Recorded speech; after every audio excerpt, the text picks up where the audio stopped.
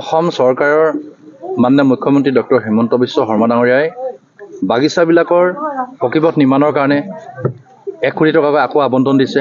যোৱা সময়খিনিত আমি সকলোৱে জানো যে 1 কোটি টকাকৈ আমাক এখন বাগিচাত আবণ্টন দিছিল। কিছু ৰাস্তা হৈছে আৰু কিছু ৰাস্তা বাকী ৰৈ গৈছিল আৰু পুনৰ তেখেতে 1 কোটি টকাকৈ দিয়াত প্ৰায় ৰাস্তা হৈছে আৰু ক'ৰবাত অলপ ৰাস্তা থাকি যাব। পৰৱৰ্তী সময়ত যি বাগিচাৰ পকীপথ নিৰ্মাণৰ কাৰণে যি আঁচনি আছে সেই আঁচনিৰ যোগেদি সেইখিনি আমি সামৰি ল'ব পাৰিম। ইতিমধ্যে লাহোৱাল বিধানসভা সমষ্টিত আজিৰ পৰা আমি আৰম্ভ কৰিছোঁ আৰু আমাৰ প্ৰায় 6 তাৰিখলৈকে ৰাস্তাৰ আধা আহিলা কাম আমাৰ থাকিব। ভালেখিনি ৰাস্তা আমি আধা আহিলা কৰিব লাগিব, কাৰণ যিহেতু RID4 ৰাস্তা কেইবাটাও আছে, বাকী SOPD ৰাস্তাও আছে।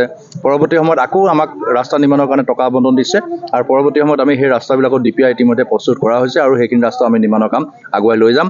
মই আজি এই সুযোগতে অসমৰ জনপ্ৰিয় মুখ্যমন্ত্ৰী ডক্টৰ হিমন্ত বিশ্ব শৰ্মা ডাঙৰীয়াক ধন্যবাদ আৰু কৃতজ্ঞতা জনাইছোঁ যে অসম চৰকাৰৰ যে এই ধৰণে প্ৰতি বছৰে যে ৰাস্তা নিৰ্মাণৰ কাৰণে যে আবণ্টন দিয়ে, আগতে মানুহে ভাবিব পৰা নাছিল।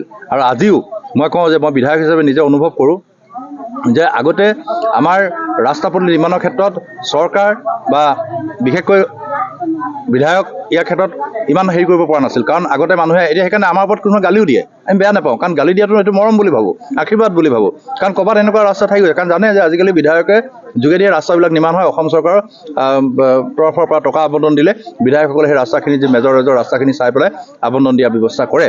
কিন্তু এতিয়া কথা হ'ল যে সেইকাৰণে মানুহে আমাক কেতিয়াবা দুষাৰ কথাও কয় যে ক'ৰবাত সোমাই যোৱা ৰাস্তা এটা থাকি গৈছে। তো আমি এবাৰ কি কৰিছোঁ, পৰিকল্পনা কৰিছোঁ যে মই মাৰ্চ এপ্ৰিল মাহত আমাৰ যি ঘৰত 25 ঘৰ 20 ঘৰ মানুহ আছে, ধৰি লওক কাৰোবাৰ 100 মিটাৰ কাৰোবাৰ 200 মিটাৰ আছে, সেইখিনিত মই ভাবোঁ মই নিজেই শিলগুটি দিয়াৰ ব্যৱস্থা কৰিম আৰু বাকী যিখিনি পাৰিম মোটামুটি পেপাৰ ব্লক এটা সাঙুৰি ল'ব আৰু পৰৱৰ্তী এবছৰ 2 বছৰৰ ভিতৰত সেইখিনি পেপাৰ ব্লক আমি কনভাৰ্ট কৰিব পাৰিম।